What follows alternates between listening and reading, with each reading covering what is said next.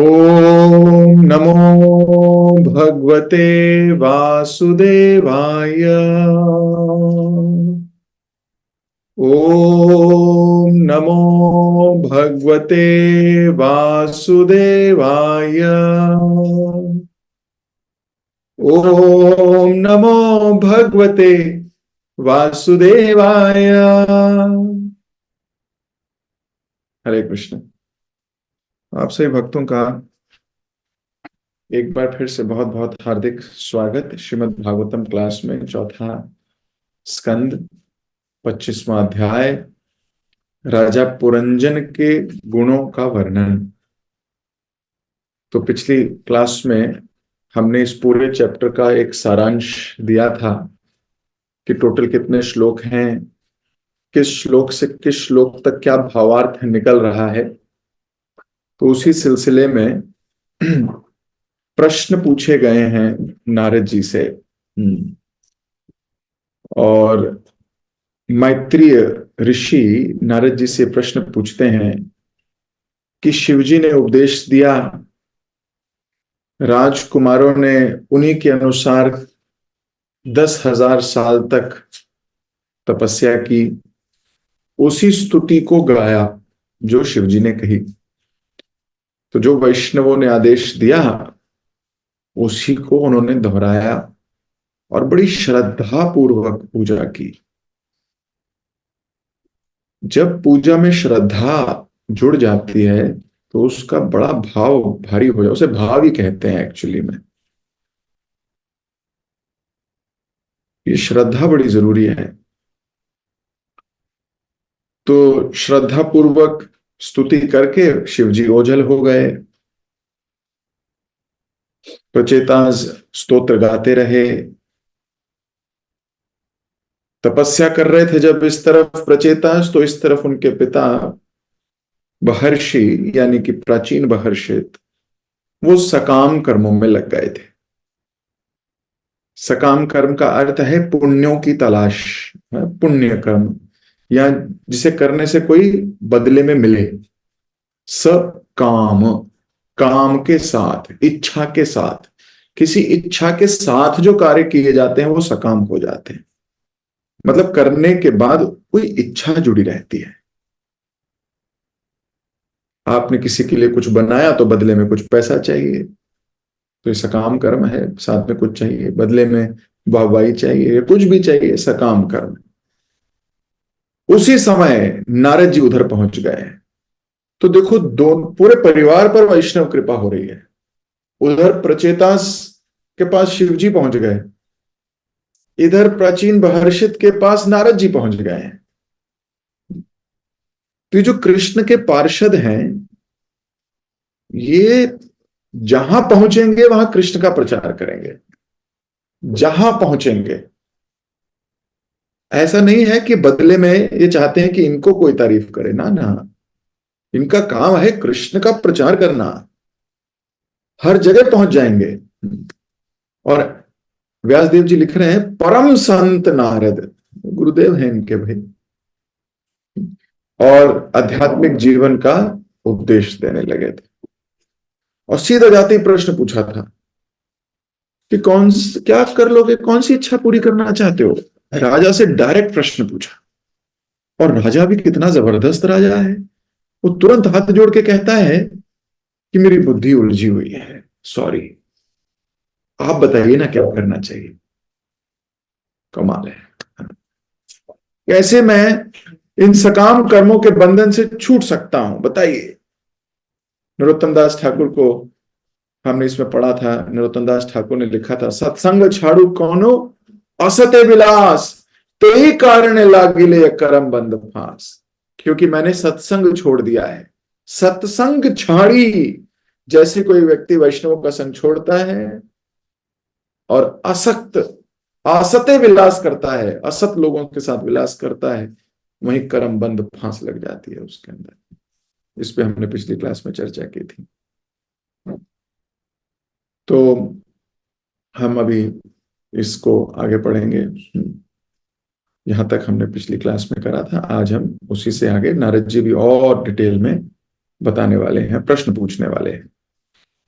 नारद मुनि ने कहा, हे प्रजापति, प्रजापति कह के संबोधित कर रहे हैं 24वें अध्याय में, और इस अध्याय की स्टार्टिंग में भी हमने डिस्कशन हुआ था कि इन लोगों को ये सेवा मिली थी कि प्रजा बढ़ाओ। क्या बढ़ाओ? प्रजा। प्रजा यानी कि अपने बच्चे, अपनी आगे की जनरेशंस बढ़ाओ, तो प्रजापति हैं। तो जैसे दक्ष प्रजापति हैं, दक्ष भी प्रजापति हैं, दक्ष को भी यही ब्रह्मा जी से आदेश मिला था कि आगे अपने वंशज बढ़ाओ, खूब सारे वंशज करो। इनको भी यही कहा गया है, बढ़ाओ। 10,000 पुत्र थे महर्षित के, जिसमें से 10 पुत्र तो बन गए भक्त। अभी आगे आगे जाके और भी कहानी आप सुनोगे, कथा। तो ये प्रजापति हैं, कई सारे प्रजापति हुए हैं, इसलिए प्रजापति कह के बताया गया है। हे प्रजापति, हे राजन, तुमने यज्ञ स्थल में जिन पशुओं का निर्दयता पूर्वक वध किया है, उन्हें आकाश में देखो। अब यज्ञ के समय वध किया जा रहा था, सकाम कर्म के लिए यज्ञ किया जाएगा, कोई बलि दी जाएगी। तो नारद जी अभी बड़े रुष्ट हैं और बोल रहे हैं प्रेम से ही, कह रहे हैं जरा जिन जिन को काटा है जरा देखो तो सही ऊपर। तात्पर्य में प्रभुपाद जी लिख रहे हैं, जगत गुरु श्रील प्रभुपाद की जय। चूंकि वेदों में पशु यज्ञ की संस्तुति है, अतः समस्त धार्मिक अनुष्ठानों में पशु बलि दी जाती है, किंतु शास्त्रों में दी गई विधि से पशु बल करके संतुष्ट नहीं हो जाना चाहिए। मनुष्य को इन अनुष्ठानों से ऊपर उठकर वास्तविक सत्य जीवन लक्ष्य जानने का प्रयत्न करना चाहिए। हम शास्त्रों को यूज नहीं कर सकते अपनी इच्छा पूर्ति करने के लिए। पता लगा शास्त्र को यूज कर रहे हैं अपनी इच्छा पूरी करने के लिए, फिर से काम हो गया, फिर से काम हो गया। तो शास्त्रों में पशु बलि दिया है, पर इंसान पशु बलि क्यों देता है? क्योंकि उसे बदले में कुछ चाहिए, धन चाहिए, संपत्ति चाहिए, सुंदर बीवी चाहिए, बच्चे चाहिए, इत्यादि इत्यादि।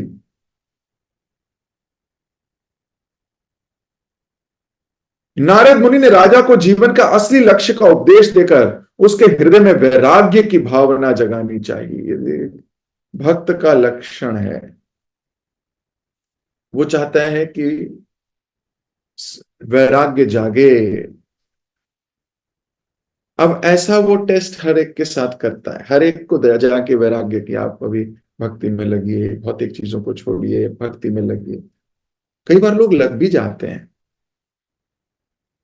लेकिन फिर अपनी कंडीशनिंग से उखड़ते हैं और फिर बड़ा दोष निकालते हैं कि देखो तो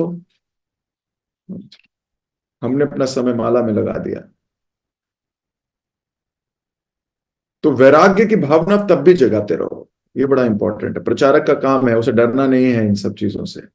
नारद जी ने देखो कंस को भी उपदेश देना चाहा था, कंस ने फिर माना नहीं। रावण को भी उपदेश दिया, माना नहीं। ज्ञान तथा वैराग्य ही जीवन के चरम लक्ष्य हैं। देखो लिखा जा रहा है ज्ञान और वैराग्य। हम 15वें अध्याय के दूसरे तीसरे श्लोक में पढ़ते हैं,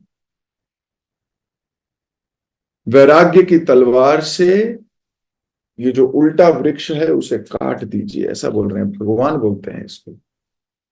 असंग शस्त्रेण दृढ़ेन छित्त्वा।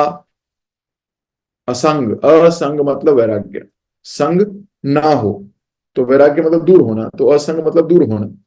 तो वैराग्य के शस्त्र से काटनी होगी अटैचमेंट की डोरी, ऐसा कहा गया। बिना ज्ञान के मनुष्य भौतिक सुखों को नहीं छोड़ सकता, और भौतिक सुख से विरक्त हुए बिना मनुष्य आध्यात्मिक उन्नति नहीं कर सकता। फिर से पढ़ रहा हूं ये लाइन, ध्यान से, ये प्रभुपाद जी ने मेरे लिए लिखी है इसलिए दोबारा पढ़ रहा हूं। बिना ज्ञान के मनुष्य भौतिक सुखों को नहीं छोड़ सकता, बिना ज्ञान के भौतिक सुखों को नहीं छोड़ सकता, और भौतिक सुख को छोड़े बिना आध्यात्मिक उन्नति भी नहीं कर सकता।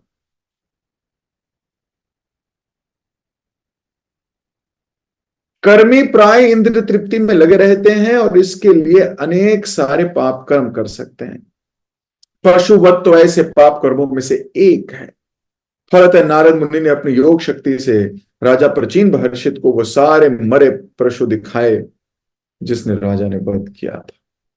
ये सारे पशु तुम्हारे मरने की प्रतीक्षा कर रहे हैं। अभी ऊपर देख रहा है वो राजा, नारद जी भी दिखा रहे हैं, और नारद जी कह रहे हैं देखो ये सारे तुम्हारी मरने की वेट कर रहे हैं, जिससे उन पर किए गए आघातों का वो बदला ले सकें। तुम्हारी मृत्यु के बाद वे अत्यंत क्रोध पूर्वक तुम्हारे शरीर को लोहे के अपने सींगों से भेद डालेंगे। तुम्हारे शरीर को भेद देंगे अपने सींगों से जिनको तुमने मारा है। प्राचीन महर्षि जो कर रहा था वो शास्त्र में वर्णित है बाबा, सोचो। लेकिन वो उसका उद्देश्य इंद्र तृप्ति है, इसलिए हमें वो कोई कार्य नहीं करना जो हमारी इंद्र तृप्ति में पड़े, चाहे वो ऐसे तमोगुणी शास्त्र ही क्यों ना हो जो हमारे को पशु बलि के लिए अग्रसर करें। भगवान गीता में बोलते हैं वेदों की फ्लावरी लैंग्वेज से अटक मत जाना अर्जुन। शास्त्रों की फ्लावरी लैंग्वेज में फंस नहीं जाना अर्जुन। और 15वें अध्याय तक जाते जाते बोल देते हैं वेदेषु सर्वेर अहम एव विद्यो सर्वस्य चाहम हृदि सन्निविष्टो मत्ता स्मृतिर्ज्ञानम अपोहनम च वेदैश्च सर्वैरहमेव विद्यो वेदांत कृत वेद विदेव चाहम। सारे वेदों का निचोड़ मैं ही हूं, लेकिन वेदों में मैं छुपा हुआ हूं। ब्रह्मा जी भी ब्रह्म स्तुति में कहते हैं वेदेषु दुर्लभ अदुर्लभ आत्म भक्तो गोविंदम आदि पुरुषम तमहम भजामि। वेदों में दुर्लभ हैं लेकिन अपने भक्तों के लिए बड़े सुलभ हैं। कोई प्रेममयी भक्ति से उन्हें अप्रोच तो करे, श्रद्धा से अप्रोच तो करे। पर तुमने क्या किया है? तुमने सकाम कर्मों की वजह से बलि दिया है, और बलि दिए सारे के सारे प्रतीक्षा करे। देखो अपने कर्म से कोई नहीं हट सकता। आप सबको और मुझे भी अपने कर्मों का फल भुगतना पड़ेगा, भुगतना ही पड़ेगा। कोई चॉइस नहीं है, कोई चॉइस नहीं है। इस संबंध में मैं एक प्राचीन इतिहास सुनाना चाहता हूं। अब ध्यान से सुनिए, यहां से कहानी में ट्विस्ट आने वाला है। ट्विस्ट क्या आने वाला है? अभी नारद जी एक कहानी सुनाने वाले हैं। नारद जी कह रहे हैं इस संबंध में, किस संबंध में? किस संबंध में?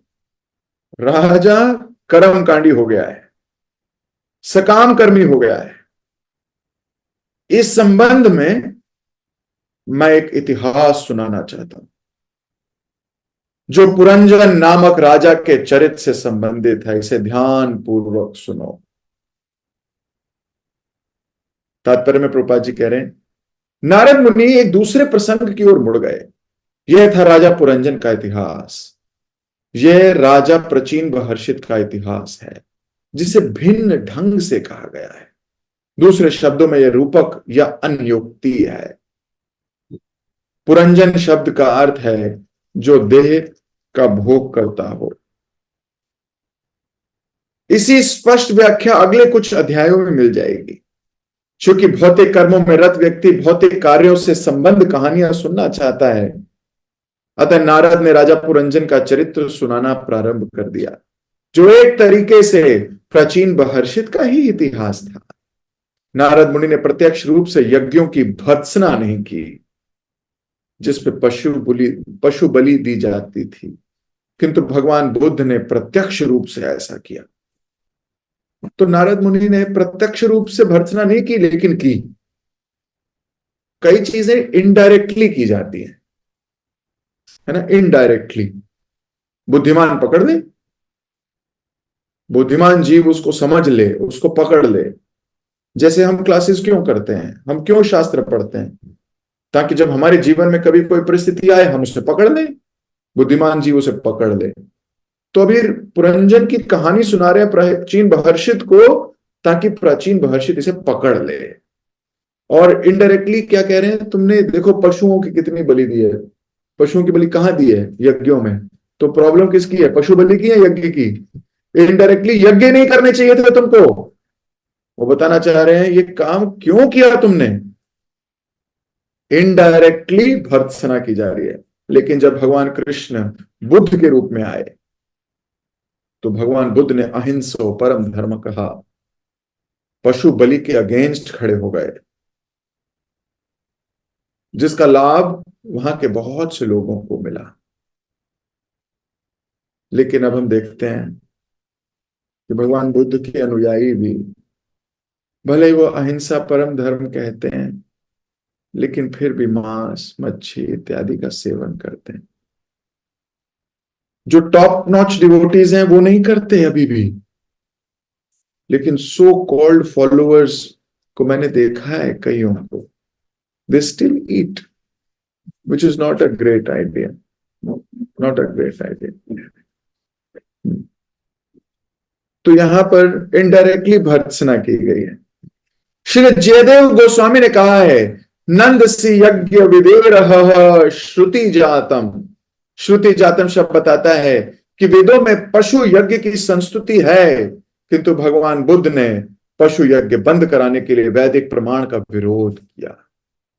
फलतः जो वेदों के अनुयायी हैं वे भगवान बुद्ध को नहीं मानते, क्योंकि वह वेदों के प्रमाण को नहीं मानते, इसलिए उन्हें नास्तिक के रूप में चित्रित किया जाता है। नारद मुनि वेदों के प्रमाण की अवहेलना नहीं कर सकते, किंतु वे राजा प्राचीन महर्षित को बता देना चाहते थे कि कर्म कांड का मार्ग अत्यंत कठिन एवं खतरनाक है। मूर्ख लोग इंद्रिय सुख के लिए कर्म कांड के कठिन मार्ग का अनुसरण करते हैं, और जो लोग इंद्रिय सुख के प्रति अत्यधिक अनुरक्त रहते हैं वे दुष्ट या मूढ़ कहलाते हैं। मूढ़ अत्यंत कठिनाई से जीवन के चरम लक्ष्य को समझ पाते हैं। तो जो मूर्ख लोग हैं उन्हें समझाना बड़ा मुश्किल है, बहुत मुश्किल है। ना आप उन्हें डायरेक्टली, ना आप उन्हें इनडायरेक्टली, ना आप उनको शास्त्र मतलब वो समझाना ही बड़ा मुश्किल है। शिल प्रभुपाद जी दूसरे अध्याय भगवत गीता के 7वें श्लोक के परपट में इसको बड़ी डिटेल में लिखते हैं। जो श्लोक है, कार्पण्य दोषो पहित स्वभावा प्रच्छाम्य हम धम सम मूढ़ चेता। इस श्लोक के तात्पर्य प्रभुपाद जी ने 2 पेज का परपट दिया है। इस तात्पर्य को पढ़ोगे तो प्रभुपाद जी बताते हैं मूर्ख लोग शास्त्रिक ज्ञान को समझ ही नहीं पाते, वो समझ ही नहीं पाएंगे। वो काम कर्म में लगे लगे लगे लगे लगे लगे लगे लगे लगे लगे लगे लगे उसी में लगे रहते हैं। आगे देखिए, बड़े ध्यान से सुनिए, प्रभुपाद जी एक और बड़ी इंपॉर्टेंट लाइन बोल रहे हैं। यदि मूर्ख व्यक्ति को उपदेश दिया जाता है तो वह क्रोधित हो जाता है। अगर किसी मूर्ख को बताओ कि जो तुम कर रहे हो ये गलत है, तो वह गुस्सा करेगा और लाभ उठाने की बजाय उसके विरुद्ध कार्य करेगा। ये लिखा है, ध्यान से पढ़िए, मैंने ब्लू किया है अंडरलाइन, ध्यान से समझिए इसको। यदि मूर्ख व्यक्ति को उपदेश दिया जाता है तो वह गुस्सा हो जाता है और उस उपदेश से एडवांटेज नहीं लेता, उसके विरुद्ध करता है। चूंकि नारद मुनि से भली भांति परिचित थे, इसलिए उन्होंने राजा को भला बुरा नहीं कहा, कहानी सुनाई। देखिए कितनी बड़ी आर्ट हमें शास्त्र बता रहे हैं। Instead of speaking directly you can speak indirectly to those people who are not able to understand. You should speak indirectly to them.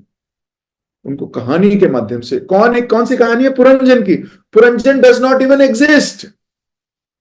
आगे जाके बताएंगे कि ये कहानी मैंने ऐसी बनाई थी। पुरंजन कोई है ही नहीं। पुरंजन तुम ही हो राजा प्राचीन महर्षित, ऐसे बोलेंगे एंड में जाके। तो कई बार, हालांकि पुरंजन तो बड़े, ये प्राचीन महर्षित तो विवेकवान व्यक्ति फिर भी है। क्यों? क्योंकि उसने बोला मुझे बताइए, मार्गदर्शन दीजिए। लेकिन कई बार डायरेक्टली, कई बार इनडायरेक्टली। ये बुद्धिमान गुरु की पहचान है। तो जो प्रचारक है वो केवल अपने स्टाइल में, अपने फ्लो में नहीं बोलता। He should know the sensitivity in which it the message will go. The message should go. क्योंकि नारद नारद मुनि इससे भली भांति परिचित थे। आगे देखिए क्या लिखा है। नारद मुनि इससे भली भांति परिचित थे, मैं शेयर कर रहा हूं। अतः उन्होंने अप्रत्यक्ष रीति से राजा को इनका पूरा इतिहास बताकर उपदेश देना चाहा। सोने या हीरो की नथुनी या बाली पहनने के लिए नाक का कान छिदवाना पड़ता है। चाहे आप हीरे की बाली पहनो, सोने की बाली पहनो, नाक तो छेदना पड़ेगा आपका। इंद्र तृप्ति के लिए इस प्रकार की पीड़ा कर्म कांड के मार्ग पर सह ली जाती है।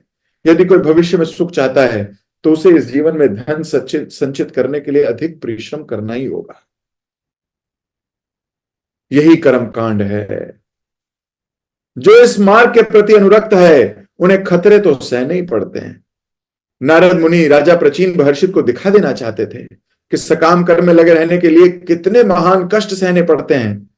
जो व्यक्ति भौतिक कर्म के प्रति अत्यधिक आसक्त रहता है वह विषयी कहलाता है। विषयी का अर्थ है विषय का भोग करने वाला, जिसका अर्थ है खाना, सोना, संभोग करना तथा अपनी रक्षा करना।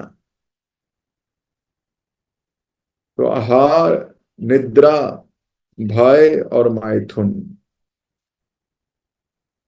ये चार चीजें में जो लिप्त है उसके पास ना माला पकड़ने का समय है, ना उसके पास भगवान की डिटीज को निहारने का समय है, ना उसके पास भगवान को कोई श्लोक बोलने का समय है, ना उसके पास कोई वैष्णव सेवा करने का समय है, ना उसके पास कोई भी कथा सुनने का समय है।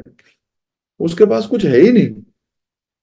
उस पर घंटे 24 ही हैं उसके पास।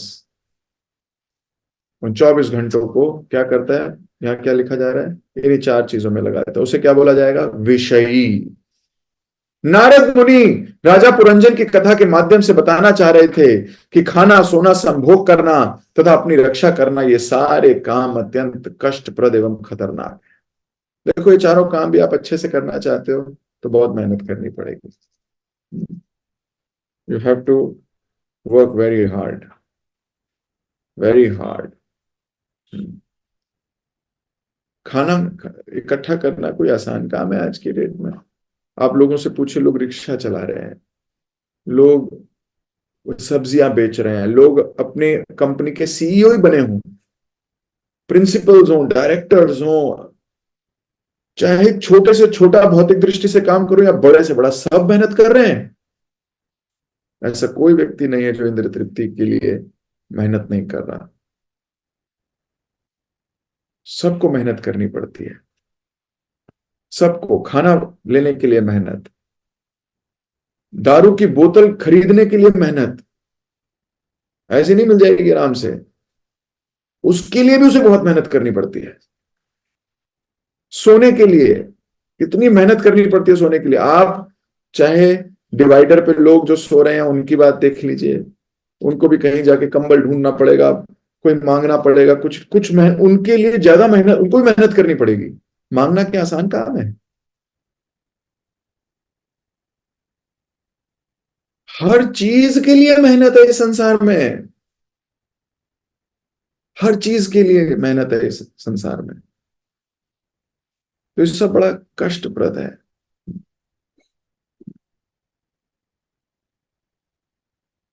तो अभी ये पुरंजन की कथा से नारद जी समझाना चाहते हैं प्राचीन महर्षि को। हे राजन, प्राचीन काल में पुरंजन नाम का एक राजा था जो अपने महान कार्यों के लिए विख्यात था।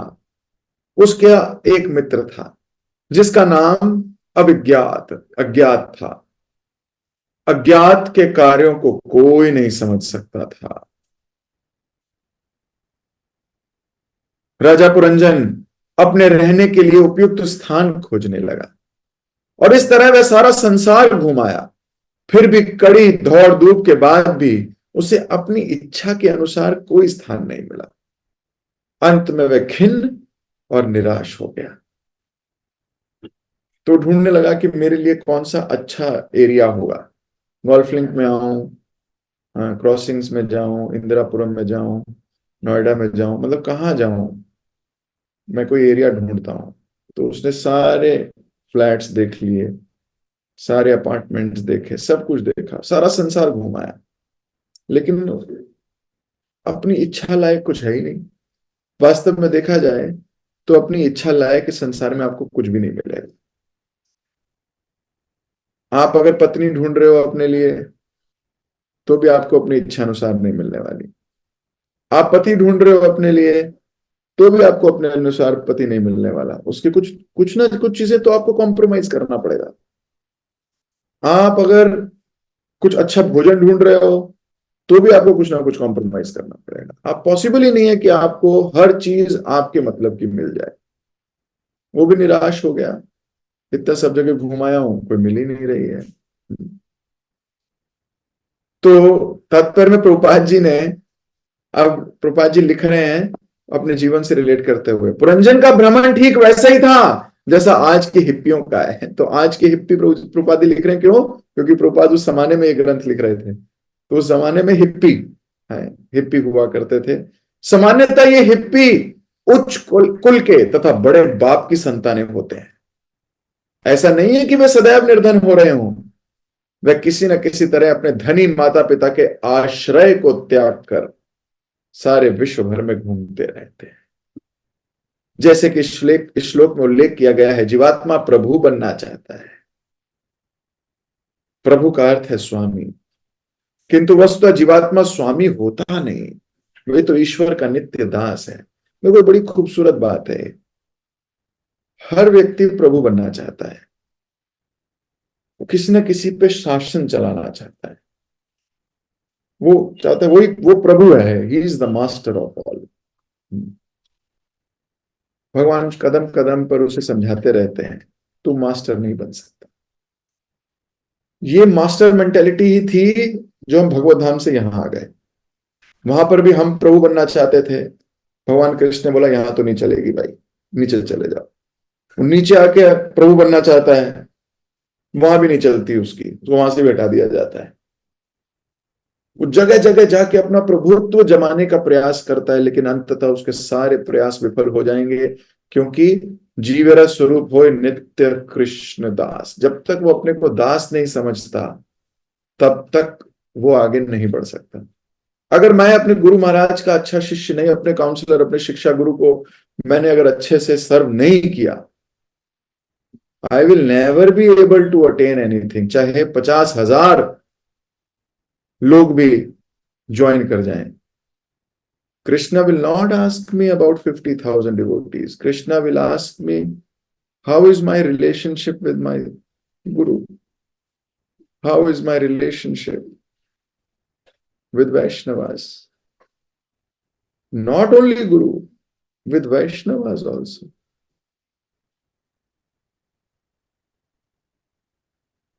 चैतन्य चरितामृत में एक भक्त का वर्णन किया है। एक दास के वर्णन में 4 चीजें बताई गई हैं। तोमा तो सो स्निग्ध बड़ो पंडित साधु आर्य। He should have good relationship with all Vaishnavas, everybody. गुरु से सुस्निग्ध पहली quality, you should be very loving to his guru, very loving, loving friend. मन शिक्षा नामक अध्याय में, किताब में रघुनाथ दास गोस्वामी लिखते हैं, चौथे श्लोक में, I remember, if I remember correctly, चौथा है या 5वां या तीसरा है, कि शिष्य को गुरु के साथ बड़ा वो फ्रेंडली भी होना चाहिए। You should have a very warm respect है, लेकिन मैत्री भाव, well wisher. And same guru has to be a well wisher and a friend. वो लोग जो इसके बैलेंस को समझ पाते हैं, उनका रिश्ते बहुत खूबसूरत।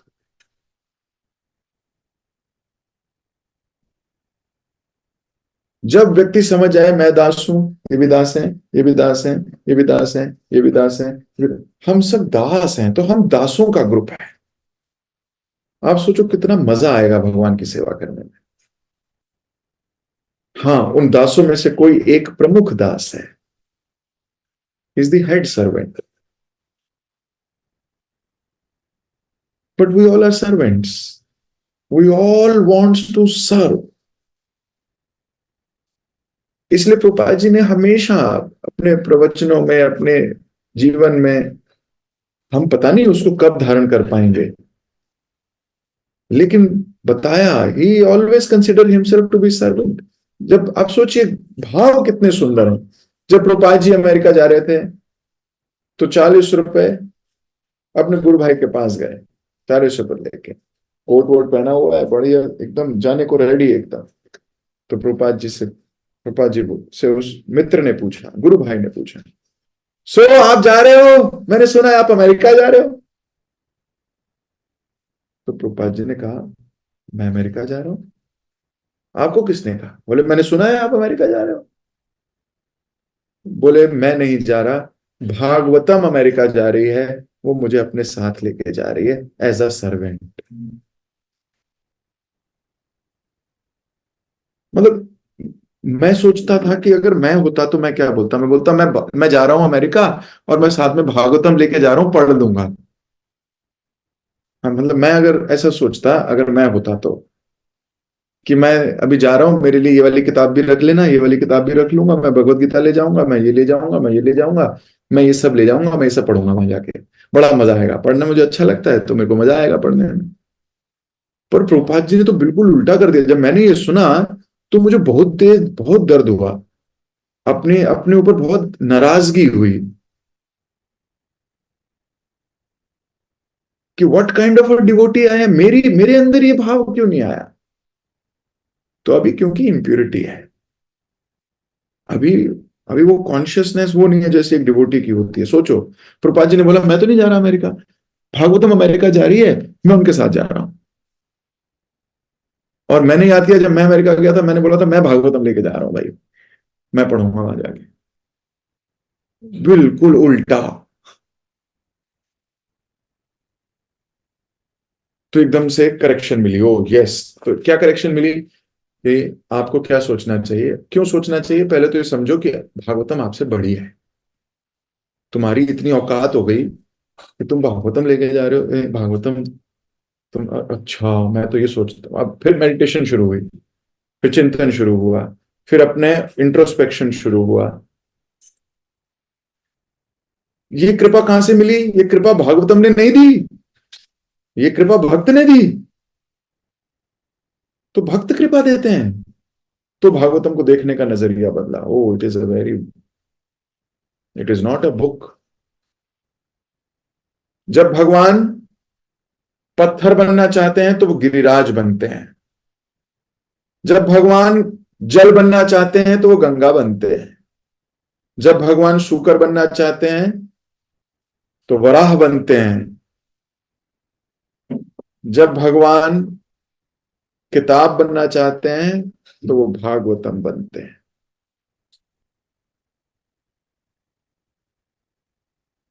तो भागवतम भगवान ही है।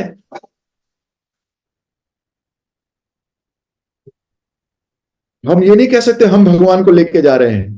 अरे भगवान हमको लेके जा रहे हैं, भागवतम की इच्छा हुई है अमेरिका जाने की, मुझे साथ लेके जा रही है। क्या कॉन्शियसनेस है! मतलब केवल शब्दों को मत पढ़िए, शब्दों के पीछे की गहराई पढ़िए कि वो सोचते कैसे थे, विचार कैसे आते थे प्रभुपाद जी के। ये सोचिए कि उनके शब्दों के पीछे की गहराई समझिए। Devotees are amazing, devotees are amazing.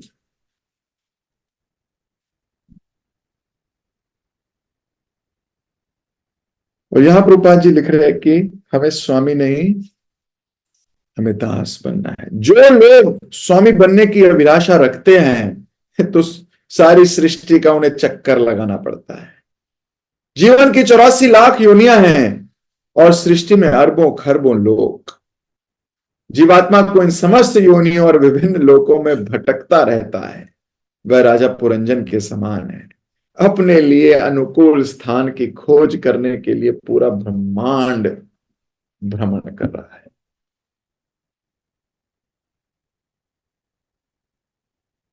Consciousness. तो मैं अभी अपनी वाणी को यहीं विराम दे रहा हूं। आज शॉर्ट क्लास की हमने।